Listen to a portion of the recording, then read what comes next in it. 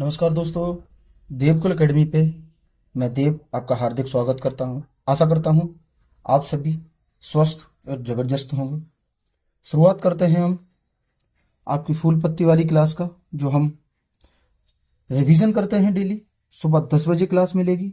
मैंने सोचा था कि इस क्लास को 8 बजे शिफ्ट करूँ शाम को, लेकिन नहीं, सुबह 10 बजे ही ये आपको यूट्यूब पे मिलेगी और 12 बजे इस क्लास की पीडीएफ टेलीग्राम चैनल पे डाल दी जाएगी। टेलीग्राम चैनल से जुड़ने के लिए इस वीडियो के डिस्क्रिप्शन में आपको एक लिंक मिलेगा। उस लिंक पे क्लिक करके आप टेलीग्राम चैनल से जुड़ सकते हैं और हैंड रिटन पीडीएफ प्राप्त कर सकते हैं। तो शुरुआत करते हैं कुमार गौरव सर की करंट अफेयर का रिवीजन।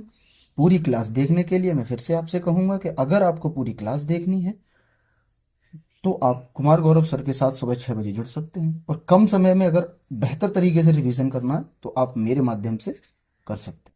शुरुआत करते हैं आज की क्लास का। आज का पहला प्रश्न है कि हाल ही में sky track world airport award 2025 में सर्वश्रेष्ठ हवाई अड्डे का पुरस्कार किसे मिला? ये मिला है आपका चांगी हवाई अड्डा। ठीक है, बात करते हैं चांगी हवाई अड्डा। तो ये है आपका सिंगापुर का। इसी में दूसरा स्थान किसे मिला है? वो मिला है हमास एयरपोर्ट को।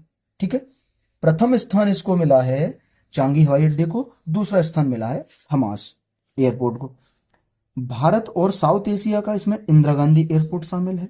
ठीक है, ये भी आपको याद रखना है, महत्वपूर्ण प्रश्न है, बन सकता है कि इसमें भारत और साउथ एशिया का कौन सा देश, कौन सा एयरपोर्ट शामिल है, तो वो आपका इंदिरा गांधी शामिल है। वहीं बात करते हैं लल्लन टॉप की। भ्रष्टाचार सूचकांक में भारत की रैंक 96 है। ग्लोबल हैप्पीनेस इंडेक्स यानी विश्व खुशहाली सूचकांक में 118वीं रैंक है भारत की, और ग्लोबल हंडर इंडेक्स में 105वीं रैंक है। वहीं आपसे पूछे इंटरनेट शटडाउन में, तो ये इंटरनेट शटडाउन में भारत की सेकंड रैंक है। ठीक है, कौन सी रैंक है? सेकंड रैंक है इंटरनेट शटडाउन में। इसमें प्रथम पे म्यांमार है, ये भी आपको याद रखना है। इंटरनेट शटडाउन में प्रथम रैंक किसकी है? तो वो आपकी म्यांमार की है, और इंटरनेट शटडाउन में दूसरी रैंक आपकी भारत की है। चलते हैं दूसरे प्रश्न पे। हाल ही में हाल ही में वैश्विक न्याय प्रेम और शांति शिखर सम्मेलन कहाँ हुआ है? ये हुआ है आपका दुबई में। ठीक है, इसमें 12 शांति नोबेल पुरस्कार विजेता शामिल हुए हैं, और इसकी थीम है आपकी एक ग्रह एक आवाज न्याय प्रेम और शांति। इसकी थीम पूछे तो एक ग्रह एक आवाज न्याय प्रेम और शांति इसकी थीम है। बात करते हैं लल्लन टॉप की। बिम्स्टेक कृषि सम्मेलन ये आपका नेपाल में हुआ है। वहीं आपसे पूछे कि बिम्स्टेक के 7वें शिखर सम्मेलन के अध्यक्ष वो बांग्लादेश है, यानी 7वां बिम्स्टेक की जो बैठक होगी वो बांग्लादेश में होगी। और वैश्विक एआई सम्मेलन ये पेरिस में हुआ है। पहला ब्लेचले यूके में हुआ था, और दूसरा सियोल साउथ कोरिया में हुआ था, और तीसरा पेरिस में हुआ है। तो ये आपको याद रखना है, ये नवीनतम भी है आपका। ठीक है, लेटेस्ट कौन सा है? तो वो पेरिस में सम्मेलन हुआ है वो। बात करें आसियान शिखर सम्मेलन की, तो ये वियंतने लाओस में हुआ। वियंतने लाओस की कैपिटल, और आसियान शिखर सम्मेलन वियंतने लाओस में हुआ है। क्लियर? अगले प्रश्न पे चलते हैं। अगला है, हाल ही में सुप्रीम कोर्ट ने राज्य के विधेयकों पर राष्ट्रपति द्वारा निर्णय लेने के लिए कितनी समय सीमा निर्धारित की गई है? तो वो की गई है 3। ठीक है, और पुनर्विचार के लिए भेजना है तो 1 महीने, यानी राज्यपाल को अगर पुनर्विचार के लिए किसी विधेयक को भेजना है तो 1 माह के भीतर भीतर वो आपको भेजना होगा, और इसकी मतलब पारित करने की जो सीमा की गई है वो है 3 महीने के अंदर ये आपको इस पे जवाब देना है। ठीक है, बात करते हैं लल्लन टॉप की। राज्यपाल व राष्ट्रपति की शपथ, ये अनुच्छेद 159 में राज्यपाल को शपथ दिलाई जाती है, और अनुच्छेद 60 के तहत राष्ट्रपति को शपथ दिलाई जाती है। वहीं बात करेंगे राष्ट्रपति के निर्वाचन की विधि, तो ये अनुच्छेद 55 में है। राष्ट्रपति के निर्वाचन की जो विधि है वो आर्टिकल 55 में है। और सर्वोच्च न्यायालय एक अभिलेख न्यायालय है, ये अनुच्छेद 129 में कहा गया है कि सर्वोच्च न्यायालय एक अभिलेख न्यायालय है। यही आपसे प्रश्न बन सकता है कि सुप्रीम कोर्ट की राष्ट्रपति को परामर्शदात्री शक्ति किस अनुच्छेद में है? तो वो है अनुच्छेद 143 में। ठीक है, अनुच्छेद 143 में है। आगे अगला प्रश्न है कि हाल ही में चर्चा में रहे पुंथाड़ू पिरापू महोत्सव का संबंध किससे है? ये है आपका तमिलनाडु से। इससे रिलेटेड प्रश्न बन सकते हैं, केरल का नववर्ष है विशु, असम का नववर्ष है वोहांग बिहू, और पश्चिम बंगाल का नववर्ष है आपका नावा वर्षा। वहीं आपसे पूछे मिजोरम का नववर्ष, तो वो है पाम संडे। मिजोरम का नववर्ष क्या है? Palm Sunday. इस प्रश्न से जुड़े ललन टॉप देखते हैं। गुड़ी पड़वा महोत्सव ये महाराष्ट्र में मनाया जाता है। आपका मकर विलक्कू त्योहार केरल में, और जलियांवाला बाग हत्याकांड कब हुआ? 13 अप्रैल 1919 को, ये याद रखना है। वहीं त्रिशूरपुरम फेस्टिवल केरल में मनाया। ठीक है, जलियांवाला बाग हत्याकांड कब हुआ? 13 अप्रैल 1919 को जलियांवाला बाग हत्याकांड हुआ। अगला प्रश्न, हाल ही में जम्मू कश्मीर और लद्दाख हाई कोर्ट का मुख्य न्यायाधीश किसे नियुक्त किया गया है? यह किया गया अरुणा पल्ली को। ठीक है, अरुणा पल्ली को नियुक्त किया गया है जम्मू कश्मीर और लद्दाख हाई कोर्ट का मुख्य न्यायाधीश। जम्मू कश्मीर और लद्दाख यूटी कब बने? तो ये 31 अक्टूबर 2019 को यूटी बने। ठीक है, ये याद रखना, कई बार परीक्षा में पूछा गया है कि जम्मू कश्मीर और लद्दाख केंद्र शासित प्रदेश कब बने थे, तो वो 31 अक्टूबर 2019 को। ठीक है, भारत में वर्तमान में कुल हाईकोर्ट कितने हैं? तो वो हैं आपके 25 हैं, और नवीनतम हाईकोर्ट है तुम्हारा अमरावती हाईकोर्ट।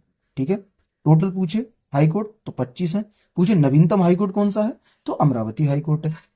आगे, मौलिक अधिकार के हनन होने पर किस अनुच्छेद के द्वारा हाईकोर्ट रिट जारी करता है? अनुच्छेद 226 के तहत। और सुप्रीम कोर्ट रिट जारी करता है अनुच्छेद 32 के तहत। तो ये आपको याद रखना है कि मौलिक अधिकार के हनन होने पर हाईकोर्ट अनुच्छेद 226 के तहत रिट जारी करता है, 226 के तहत, और सुप्रीम कोर्ट अनुच्छेद 32 के तहत रिट जारी करता है। वहीं आपसे पूछे हाईकोर्ट की पहली महिला मुख्य न्यायाधीश, वो है लीला सेठ। हाईकोर्ट की पहली महिला मुख्य न्यायाधीश लीला सेठ। और पहली न्यायाधीश पूछे, नहीं यहाँ कुछ मिस्टेक है, पहली न्यायाधीश ये गड़बड़ है, इसको भी रहने दो, बाद में देख के बता। हाईकोर्ट की पहली महिला मुख्य न्यायाधीश है आपकी लीला सेठ। ठीक है, आगे, हाल ही में भारतीय राष्ट्रीय नृत्यांगना कुदुम्बनी लाखिया का निधन कहाँ हुआ है? ये हुआ है अहमदाबाद गुजरात में। हाल ही में भारतीय शास्त्रीय नृत्यांगना कुमुदनी लाखिया का निधन कहाँ हुआ है? अहमदाबाद गुजरात में। अच्छा, इन्हें 2025 में पद्म भूषण मिला था, ये प्रश्न बन सकता है, 100% बन सकता है। इस प्रश्न को आप क्वेश्चन नंबर 6 से रिलेटेड जितना भी लल्लन टॉप है और जो भी बताया गया है अच्छे से याद कर लेना, 100% प्रश्न बनेंगे। ये प्रश्न यहां से 100% परीक्षा में कोई ना कोई प्रश्न पूछा जाएगा। आगे पूछे तेलंगाना के वृक्ष पुरुष, तो वह पद्मश्री ढीर मैया, और इन्हें पीएम मोदी ने स्थिरता का चैंपियन कहा। अभी इनका हाल ही में निधन हुआ है, तो इन्हें पीएम मोदी ने स्थिरता का चैंपियन कहा है। तो ये भी मोस्ट इंपोर्टेंट प्रश्न है, बन सकता है। आगे, यामिनी कृष्णमूर्ति को किस वर्ष पद्म विभूषण दिया गया?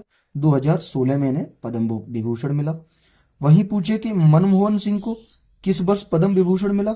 तो इन्हें 1987 में पद्म विभूषण मिला था मनमोहन सिंह जी को। वहीं आगे पूछ सकता है जाकिर हुसैन को 2023 में पद्म विभूषण मिला है, और रतन टाटा जी को कब दिया गया था? 2008 में पद्म विभूषण दिया गया था। क्लियर?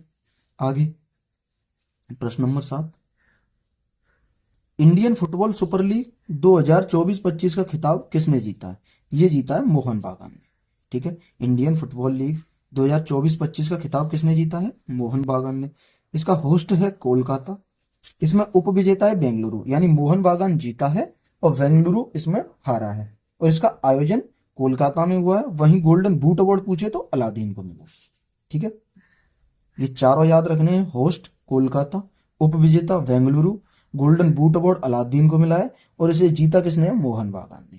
ये इंपॉर्टेंट फैक्ट है जो आपको याद रखने हैं। वहीं आपसे पूछ सकता है महिला कबड्डी विश्व कप कब? ये हुआ है आपका बिहार के राजगीर में। महिला कबड्डी विश्व कप बिहार के राजगीर में इसका आयोजन हुआ है, तो इसको भी आपको याद रखना है। आगे, प्रो कबड्डी लीग का विजेता ये आपका हरियाणा हंटर्स बना है, और WPL का विजेता ये आपका मुंबई इंडियन बना है। वुमेन्स प्रीमियम लीग का विजेता मुंबई इंडियन बना है। वहीं आपसे पूछे कि खो खो वर्ल्ड कप विजेता कौन बना है, तो ये भारत ने जीता है खो खो वर्ल्ड कप। और क्रिकेट विश्व कप विजेता कौन बना है, ऑस्ट्रेलिया।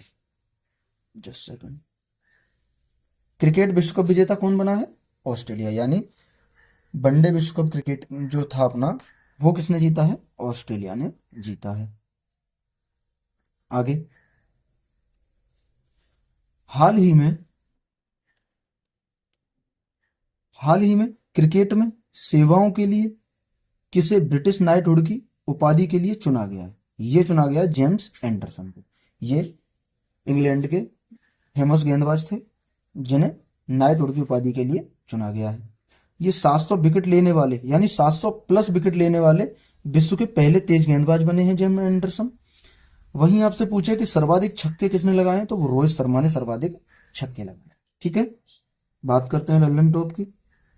T20 में सर्वाधिक रन विराट कोहली ने बनाए, यानी IPL में सर्वाधिक रन बनाने वाले player Virat Kohli 13,000 plus run बना चुके हैं। वहीं आपसे पूछे भारत की तरफ से हॉल ऑफ फेम में शामिल दूसरी महिला, ये नीतू डेविड है। क्रिकेट के हॉल ऑफ फेम में शामिल होने वाली दूसरी महिला नीतू डेविड है, और ये प्रथम महिला डायना एडलजी थी। यानी क्रिकेट के हॉल ऑफ फेम में शामिल होने वाली पहली महिला डायना एडलजी थी, और दूसरी महिला आपकी नीतू डेविड है। चलते हैं अगले प्रश्न पे। अगला है, हाल ही में केंद्रीय स्वास्थ्य मंत्री JP नड्डा ने एकीकृत स्वास्थ्य बीमा योजना कहाँ शुरू की है। एकीकृत स्वास्थ्य बीमा योजना कहाँ शुरू की है, तो वो की है आपका उड़ीसा में। ठीक है, वहीं आपसे पूछे आयुष्मान भारत योजना कहाँ लागू हुई है, तो ये पश्चिम बंगाल में। कहाँ लागू नहीं है अब तक, सॉरी, आयुष्मान भारत योजना कहाँ लागू नहीं है, एकमात्र ऐसा राज्य पश्चिम बंगाल है जिसमें आयुष्मान भारत योजना लागू नहीं है। बात करते हैं लल्लन टॉप की। सुभद्रा योजना ये उड़ीसा की है। बीमा सखी योजना आपकी हरियाणा की। महतारी बंधन योजना आपकी छत्तीसगढ़ में। और मंगला पशु बीमा योजना आपकी राजस्थान की। ये महत्वपूर्ण है, आपको याद रखने हैं। एक बार रिवीजन करते हैं। सुभद्रा योजना ओडिशा, सुभद्रा योजना आपकी उड़ीसा, बीमा सखी योजना हरियाणा, महतारी बंधन योजना छत्तीसगढ़, और मंगला पशु बीमा योजना राजस्थान। क्लियर। चलते हैं आज के लास्ट प्रश्न पे। बहुत महत्वपूर्ण प्रश्न है। इस प्रश्न से, इस स्लाइड से ना एक क्वेश्चन जरूर आपके एग्जाम में कोई ना कोई आएगा। हो सकता है 2 भी आ जाए, क्योंकि हिस्ट्री के महत्वपूर्ण क्वेश्चन भी मिलने वाले हैं। देखिएगा, 14 अप्रैल 2025 को डॉक्टर भीमराव अंबेडकर की कौन सी जयंती मनाई जाएगी, तो ये 100 कौन सी जयंती मनाई जाएगी, एक सेकंड रुको देख के बताता हूं। ये तुम्हारी 134वीं, यह लिखना भूल गया था, 134वीं जयंती मनाई जाएगी, ये याद रखना। ठीक है, PDF में भी मैं इसको करेक्शन कर दूंगा। 134वीं जयंती मनाई जाएगी अम्बेडकर जी की। क्लियर। आगे, इनका जन्म है वो 14 अप्रैल 1891 में महू मध्य प्रदेश में हुआ था। ठीक है, भीमराव जी का जन्म 14 अप्रैल 1891 में महू के MP के महू जिले में हुआ था। वहीं आपसे पूछे, बहिष्कृत भारत समाचार पत्र की शुरुआत अंबेडकर जी ने की थी, और तीनों गोलमेज सम्मेलन में भाग लेने वाले भी BR अंबेडकर यानी डॉक्टर भीमराव अंबेडकर जी थे।